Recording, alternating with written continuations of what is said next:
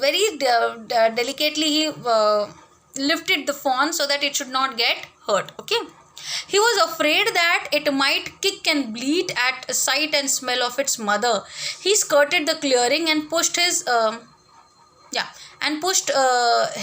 way into the thicket.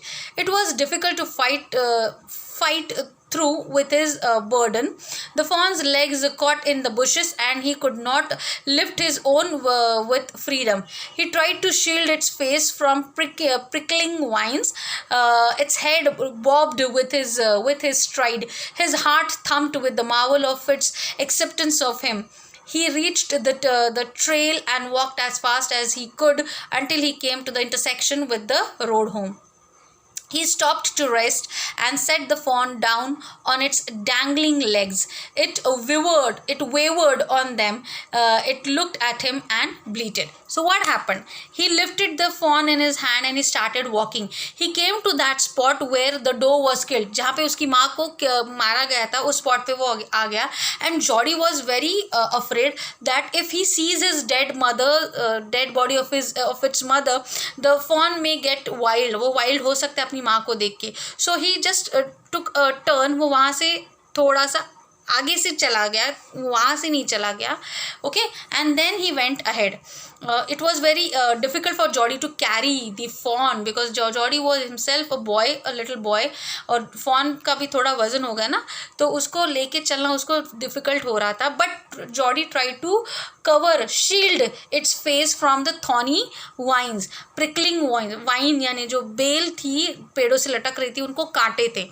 And fawn may get hurt because of those prickling vine. So he shielded its face, यानी face को उसको ऐसे cover कर लिया.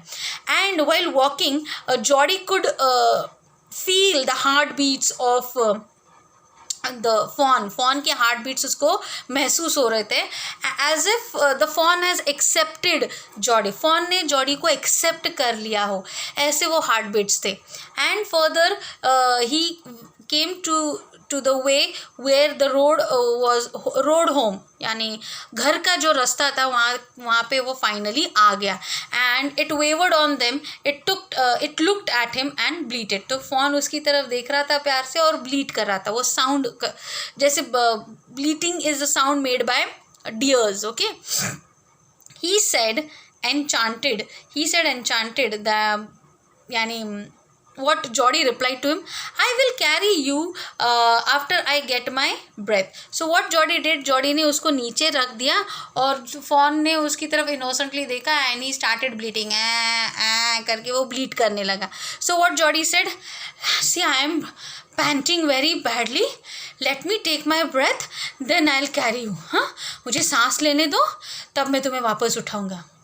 He remembered his father saying that a fawn would follow if it had first been carried.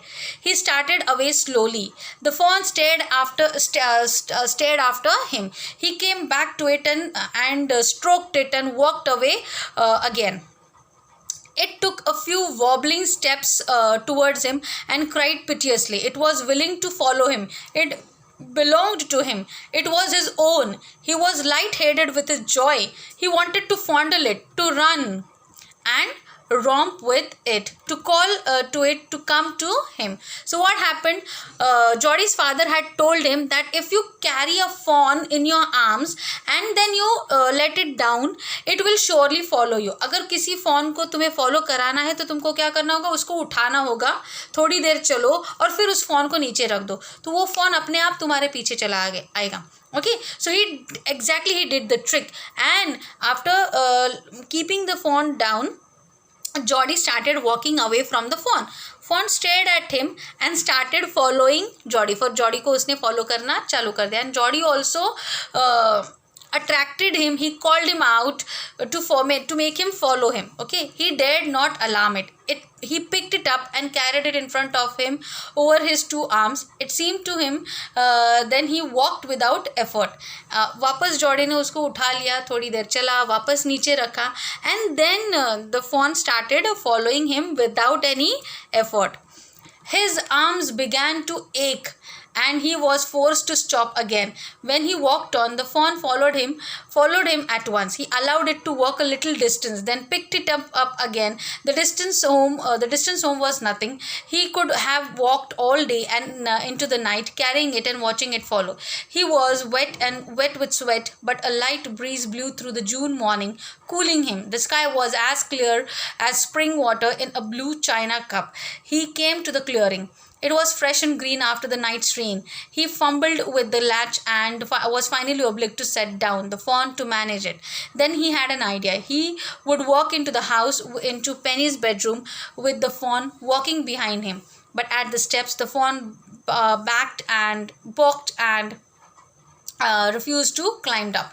He picked it up and went to his father. Penny lay with closed eyes. Now what happened? पूरा रास्ता कैसे काटा Jordi ने? He picked up the fawn. He walked. Again he kept it down. Let him follow him. Again he picked it up. तो उठा के चलता था, फिर रख देता था, उसको follow करने देता था. अगर वो थक जाता तो वापस उसको उठाता था. So all the way he did the same thing, and finally he came to his house. And when he decided कि वो directly fawn को पापा के रूम में लेके जाएगा. Okay, he picked it up and went to his father's house. वो अपने घर के यहाँ पे जाके, वो स्टेयर्स होते थे ना ऊपर चढ़ने के लिए, so he climbed up the stairs and he was looking for the fawn to come and climb the stairs, but fawn was not able to climb the stairs. So what he did, he picked it up, उसने वापस उसको उठा लिया, and he went to his father. There Penny lay with his closed eyes. Penny आंखें बंद करके पड़ा हुआ था. So Jody called, "Pa, look." Penny turned his head. Jody stood beside him. The fawn clutched hard against him. It seemed to Penny that the boy's eyes were as bright as the fawn's. He said, "I'm glad you found him." Penny was very happy that Jody found the fawn. Jody then went to the kitchen. The fawn wobbled after him. A pan of morning's milk stood in the kitchen, safe. The cream had risen on it. He skimmed the milk into a jug. He poured milk into a small gourd. He held it out to the fawn. It butted it suddenly, smelled the milk. He saved it precariously from the spilling over the floor. It could make nothing of the milk in the gourd. So what Jody did, he went into the kitchen with the fawn, and there was a milk. सुबह का milk बचा हुआ था, तो उसने वो scheme कर लिया, थोड़ा सा गर्म कर लिया, और एक गॉड में, एक बोल में डाल के उसने उसको दे दिया fawn को. But what fawn did? Fawn just smelled it and was trying to guess what it was exactly, and Jody was very precarious. He was very cautious about the milk, which it should not get spilled on the floor, zameen pe na gir jaye, right? He dipped his finger in the milk and thrust them into the fawn's soft wet mouth. Fawn was not able to drink the milk from the gourd because it was a baby, छोटा सा बच्चा था, उसको पीना नहीं आता था, right? So what Jody had an idea. He dipped his finger into the milk, and then the same fingers were put into the fawn's soft wet mouth. उसने वो दूध चखा दिया अपनी उंगली से. इट सक्ड ग्रेडीली, और बहुत भूखा था वो बेचारा बच्चा, तो उसने बहुत ग्रेडी के तरीके से वो पिया, दूध सक कर लिया.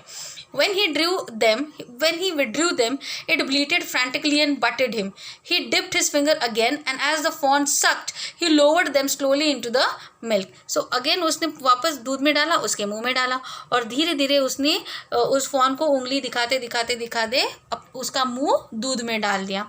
The fawn blew and sucked and snorted. It stamped its small hoofs impatiently. As long as he held his fingers below the level of the milk, the fawn was content. तब तक उसने अपनी उंगलियां दूध में रख दी जब तक fawn पूरा दूध ना पी ले. right? It closed its eyes dreamily. It was ecstasy to feel its tongue against his hand. Its small tail flicked back and forth. The last of the milk vanished in a swirl of foam and guggle. So finally पूरा plate, पूरा वो God था, वो उसने सफाचट कर दिया दूध से, इतना भूखा था बच्चा. And finally Jordi has got his own fawn. Okay, I hope you have understood the story.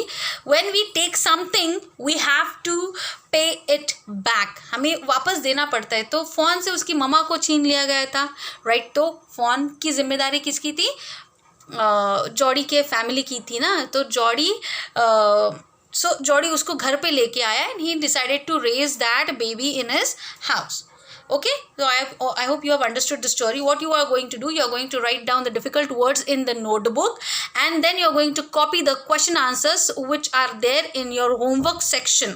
Copy all the question answers which I have told you to copy properly. Lines, margins, date, lesson name and author's name, everything should be properly mentioned in the notebook. Okay, bye for now.